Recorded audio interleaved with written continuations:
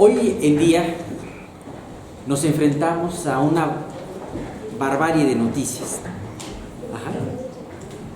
Y muchas de esas noticias vienen mucho en relación con respecto a las decisiones que tienen que tomar los gobernantes en los diferentes países, los jueces. ¿A quién no le ha tocado firmar aquellas campañas? Yo creo que todo el mundo, o casi todo el mundo, firma aquellas campañas que hablan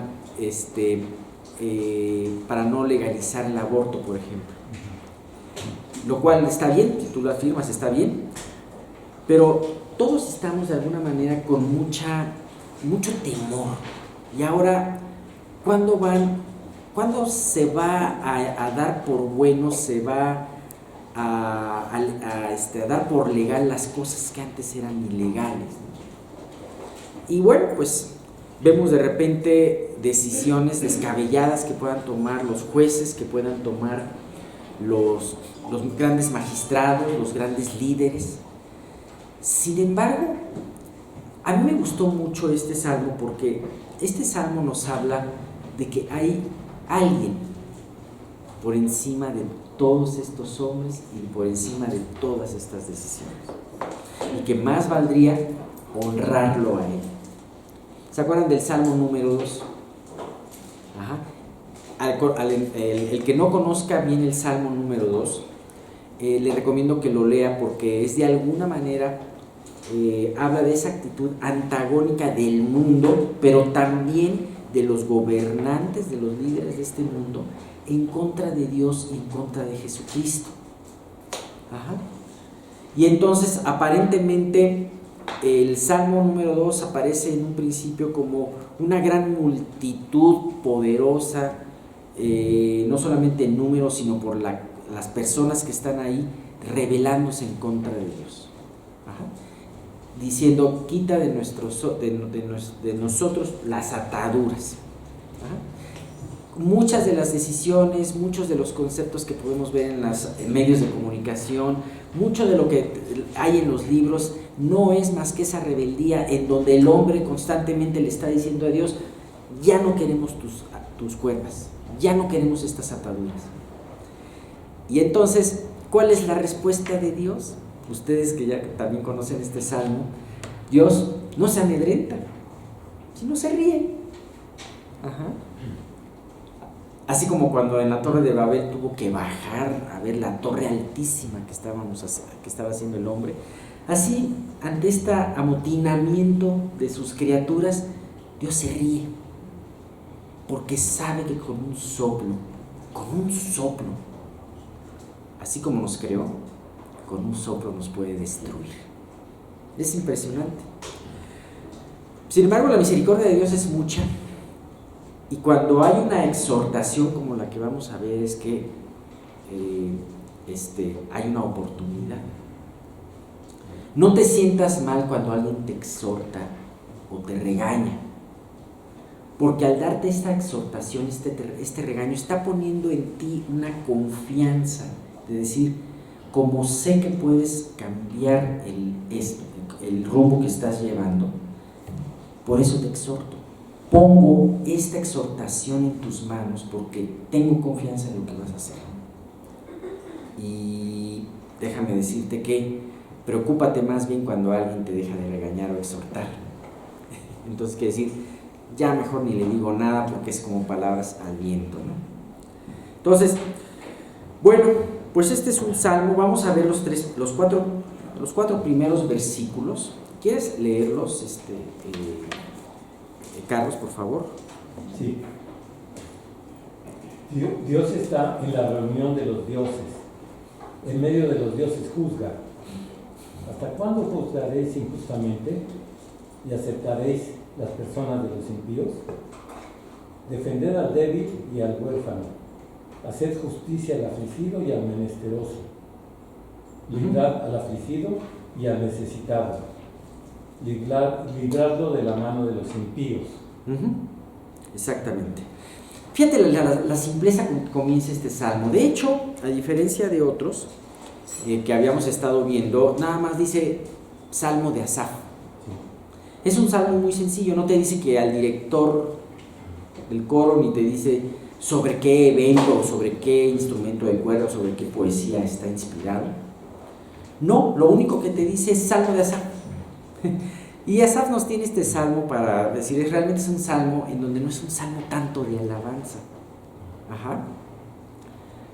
sino más bien es un salmo exhortación, un salmo de regaño para aquellos que están en un lugar de decisión, que va a afectar a muchas personas y que ellos no están actuando de acuerdo a la voluntad de Dios. ¿Sabes? Este salmo fue hecho específicamente para recriminar a los jueces y líderes de Israel por la injusticia que estaban tomando. ¿Cuál es lo que normalmente vemos en la injusticia en un pueblo, ¿no? Cuando un pueblo se hace injusto? Bueno, ¿se acuerdan que la justicia está ¿cómo se llama? Simbolizada como una balanza, ¿no? Algo muy equitativo. Bueno, cuando esa balanza se carga de un lado, de acuerdo a ciertos intereses, entonces no hay justicia.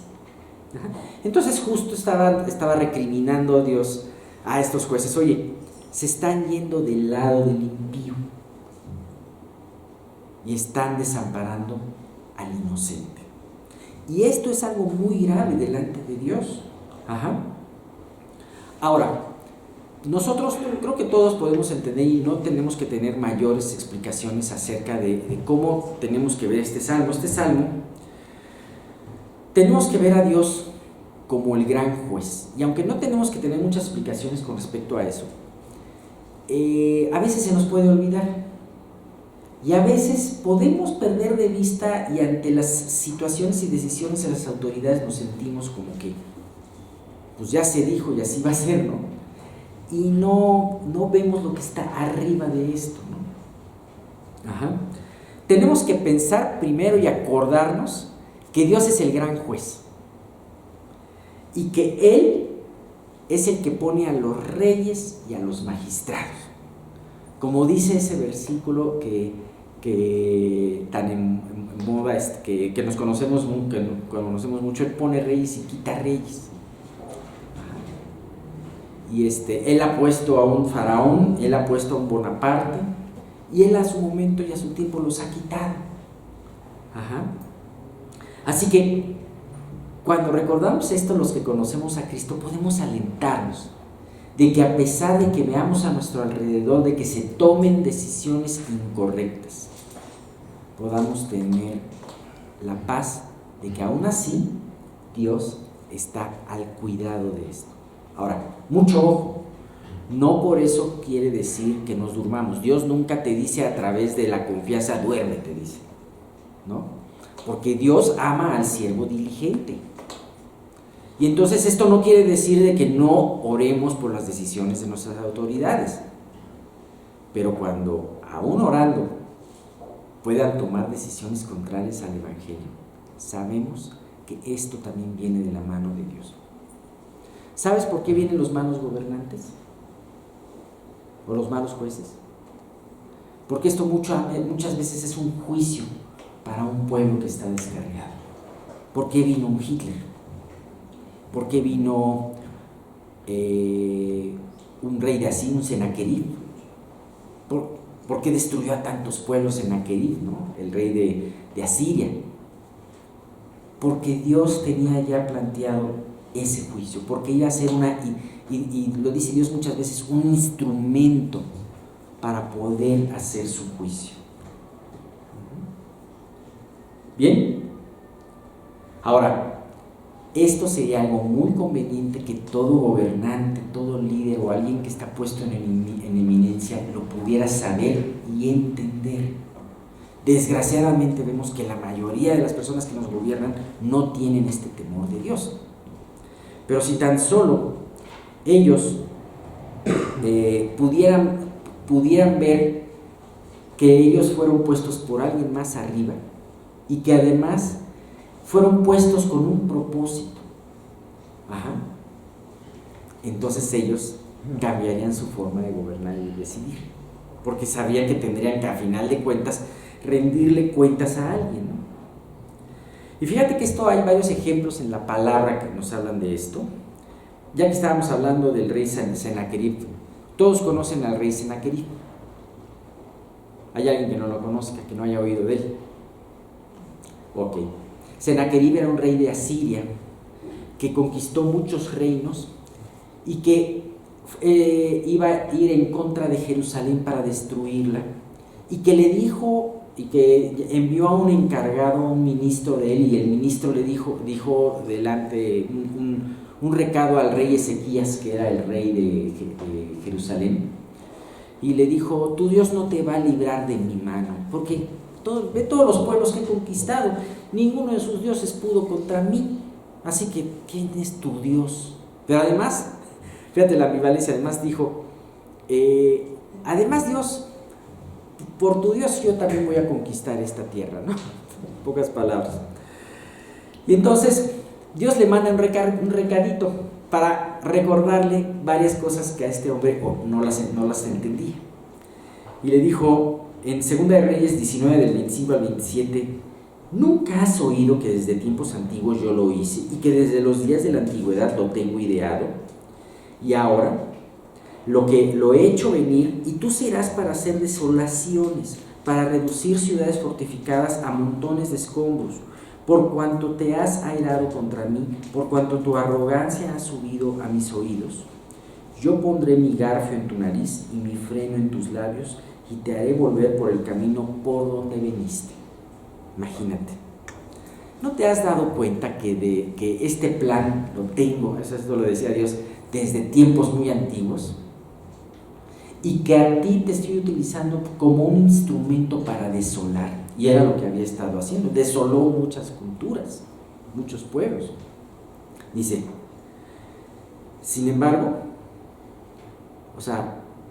por cuanto te has airado contra mí, voy a poner mi garfio en tus narices. ¿Sabes cómo controlar un toro grandotote? No lo puedes empujar. Me acuerdo que mi esposa decía que de chiquita quiso empujar un becerro y no pudo. No, luego se le ponen garfios. De ahí lo controlas muy fácil. Entonces este hombre tan poderoso, Dios le iba a poner su garfio, como si fuera un toro, un buey, ¿no? Y dice, y mi freno en tus labios. Ajá. Vas, como dice en otras palabras, vas a tragarte tus palabras, ¿no? Y tú podemos ver, pues, grandes líderes. Bonaparte, ¿no? Cuando vivió Napoleón Bonaparte, yo creo que toda Europa decía, ¿quién va a parar a este hombre, no? Cuando estuvo Hitler en sus primeros años, la gente decía, ¿quién va a parar a este hombre? Pero Dios, en un momento determinado, le ponía un garfio y le dijo, hasta aquí, este es el límite, ¿no? Y este hombre, Sennacherib, lo entendió de una manera muy dolorosa. En Jeremías 27, 5, 6 nos habla de otro gran gobernante, Nabucodonosor, también, que todo el mundo decía, ¿quién lo va a parar, no? Pero sin embargo Dios le declara algo muy importante. Dice, yo hice la tierra, el hombre y las bestias que están sobre la faz de la tierra con mi gran poder y con mi brazo extendido, y la di a quien yo quise. Y ahora yo he puesto todas estas tierras en manos de Nabucodonosor, rey de Babilonia, mi siervo, y aun las bestias del campo le he dado para que le sirvan. O sea, Dios el poder lo puso en Nabucodonosor. Y me llama mucho la atención porque dice mi siervo. Oye, Nabucodonosor era un terrible pagano, no conocía a Dios, o cuando menos en ese tiempo no lo conocía, ¿no? Sin embargo, le dice mi siervo, porque iba a servir a sus propósitos. Qué impresionante. A veces Dios crea al hombre malo para el día malo. Y lo impresionante es que, ya sea que sí o que no se dan cuenta que están cumpliendo el precioso plan de redención de Dios. Eso es algo impresionante. En Apocalipsis, algo que todavía no vemos, es precisamente con el reinado del anticristo. Y este versículo, Apocalipsis 17, 17, siempre me ha impresionado de que Dios trabaja en el mundo, y muchas veces el mundo no se da cuenta de cómo Dios trabaja. Porque Dios ha puesto en sus corazones, está hablando corazones de incrédulos, el ejecutar lo que Él quiso. Ponerse de acuerdo y dar su reino a la bestia hasta que se cumplan las palabras de Dios. O sea, ¿quién va a elegir a la bestia? La gente. ¿Quién va a elegir al anticristo? ¿Quién lo va a poner como su líder? La gente. Nadie más. Pero es algo que Dios puso en el corazón de ellos. Y bien, pues con esto cuando yo lo estudio me da mucha tranquilidad y digo, Dios, gracias porque esto nos reafirma de que tú tienes todas las cosas en tu control. Salmo 82:1 nos dice: Dios está en la reunión de los dioses, en medio de los dioses juzga. Se los voy a leer en la versión Reina Valera NTV, porque ¿cómo que en la reunión de los dioses? Que no solamente existe solamente un Dios, ¿no? Dice, me llama mucho la atención, dice en la NTV, dice: Dios preside la corte de los cielos, pronuncia juicio en medio de los seres celestiales. Estamos invitados a presenciar una de las reuniones de más jerarquía que pueda haber, mucho más que de la Comunidad Europea, ¿no? O que de la ONU. Sin embargo, Dios está en medio de esa reunión. La palabra dioses aquí se da a entender, y de hecho se utiliza el vocablo el en hebreo, que quiere decir Dios, pero también quiere decir poderoso. Bien, en el mundo hay muchos poderosos, gobernantes y jueces que tienen en sus manos la vida de millones de personas. Entonces, esta reunión que estamos viendo está por encima de todos estos, y Dios preside sobre todos ellos. Muchas veces estos gobernantes, poderosos, jueces, en muchas ocasiones todo esto lo lleva a la soberbia, y entonces toman decisiones como si ellos fueran los amos y señores, y como si nunca tuvieran que darle cuentas a nadie. Por eso, y entonces esto los lleva a tomar decisiones contrarias a Dios, ¿no? Bien les convendría a todos estos líderes el estudiar con calma este salmo, ¿no? Bien, finalmente vemos, como dice aquí, y a través de esta posición que Dios tiene en esta asamblea celestial, que Dios terminará limitando o acotando el poder de todos estos poderosos, y juzgando aún hasta los más altos jueces. Si tan solo las personas que están en autoridad pudieran entender esto, verdaderamente le temblarían y caerían de rodillas ante cada decisión que tuvieran que tomar. Imagínate que en tus manos esté la vida de muchas personas. No solamente tu vida o la vida de unas cuantas personas, sino la vida de millones de personas. Sin embargo, lo más triste es que en terribles ataques de ira y de capricho se toman estas decisiones, sin completo temor a Dios. El versículo 2 dice, ya entrando a la forma como recrimina Dios, dice: ¿hasta cuándo juzgaréis injustamente y aceptaréis a las personas de los impíos? ¿Sabes? Aquí habla una acusación específica. ¿Hasta cuándo vas a aceptar a las personas de los impíos? ¿Se acuerdan del ejemplo que puse de la balanza? Desgraciadamente, muchas veces a los impíos no solamente no se les inculpa, sino aún la balanza va en contra de aquellos que son inocentes. Y bien, podemos encontrar que muchas leyes y códigos vigentes aún en nuestros días tienen como fundamento la Escritura.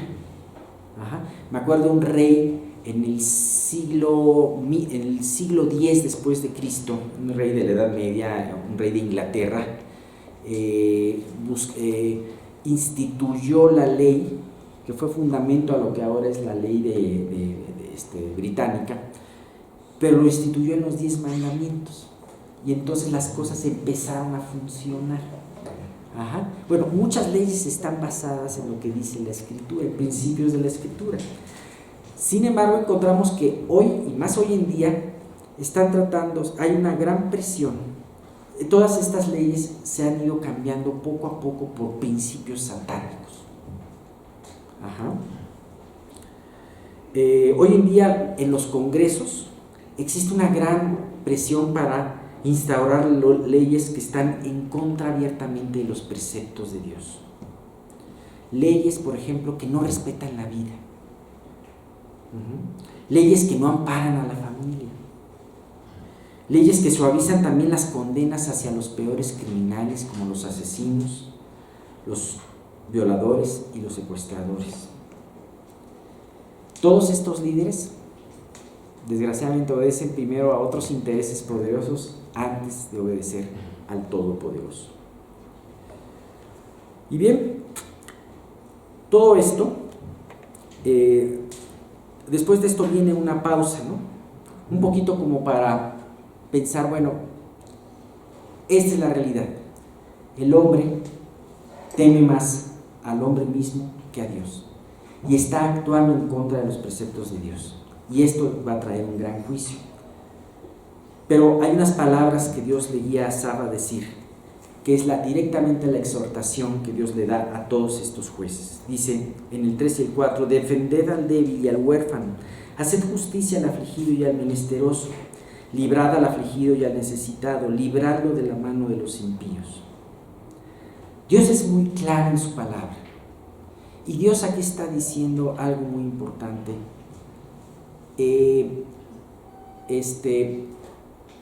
De alguna manera es: libera a los que están teniendo y están recibiendo todos estos abusos, ¿no? A la viuda, al débil, al huérfano, al afligido, al menesteroso, ¿no? La justicia nunca debe de torcerse a favor de nadie, ni siquiera a favor de alguien porque es pobre. No se puede ni siquiera por eso, ¿no? Porque al contrario, siempre tiene que ser balanceada, ¿no? Es malo cuando una justicia se inclina a favor de una persona solamente porque es pobre y no se están viendo las cosas con objetividad. Sin embargo, es un hecho de que generalmente siempre la justicia se tuerce a favor de aquellos que tienen más recursos, ¿no? Y los otros quedan desamparados, ¿no? Entonces, Dios aquí está exhortando claramente a los jueces de Israel y a los jueces del mundo a que hagan un alto y corrijan en 180 grados lo que han venido haciendo. Dios es un Dios misericordioso y justo. Y la misericordia y la justicia son dos atributos que están plenamente balanceados en Él. Así que aquí nos dice Dios que el afligido, el menesteroso, puede ir con toda confianza delante del gran juez. Si tú estás viviendo una situación que aparentemente puede ser injusta, ¿sabes? Tú tienes un juez delante, arriba, que está encima de aquel juez que te está juzgando mal. Ahora, podemos argumentar de que en este mundo no veremos una verdadera justicia. Muchas veces no hay un final bueno para aquellas personas que están buscando la justicia. Sin embargo, no nos olvidemos que la palabra de Dios está vista desde un punto de vista eterno.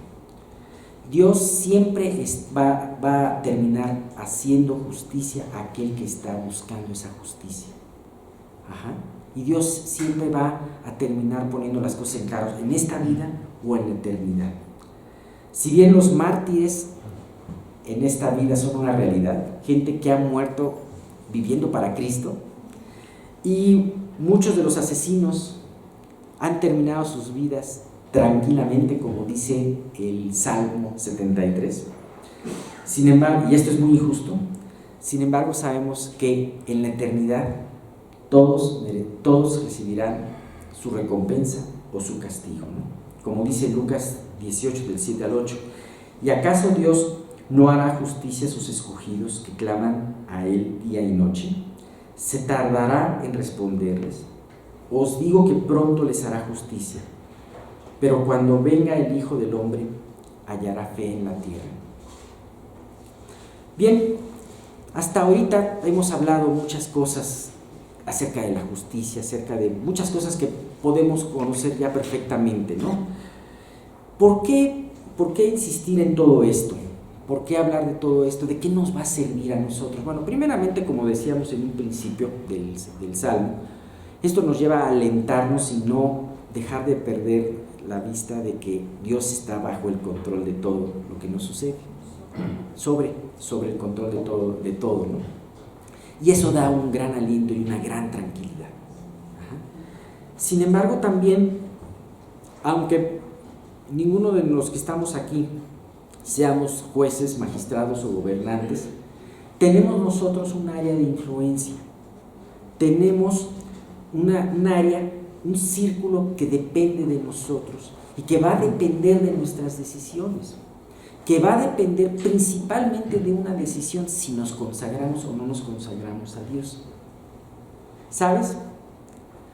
Nosotros no tenemos ninguna diferencia con respecto a cualquier de esos líderes o personas que toman una mala decisión.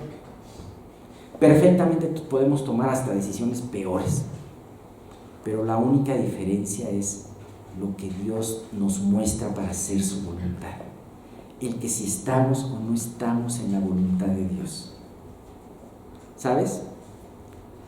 Muchas de las decisiones que tomamos pueden afectar nuestra iglesia, pueden afectar nuestro trabajo, pueden afectar nuestra familia, pueden afectar nuestro entorno, porque de alguna manera Dios nos ha puesto en un sitio de autoridad. ¿Sabes? Esto nos debe de llevar a revisar nuestra vida y a decir: Dios, ¿verdaderamente estamos en tu voluntad? Como decía yo en un principio, muchos de los jueces y magistrados, si vieran el peso de estas palabras y lo entendieran, temblarían y se pondrían de rodillas al tomar una decisión. Bueno, nosotros decimos que lo entendemos, ¿no nos ponemos de rodillas al tomar decisiones? Entonces creo que este es un punto muy importante. La próxima semana veremos también y vamos a hacer referencia a unas palabras que nuestro Señor Jesucristo tomó de este mismo salmo para recriminar a algunas personas que lo querían apedrear porque Él se decía Hijo del Altísimo. Bien.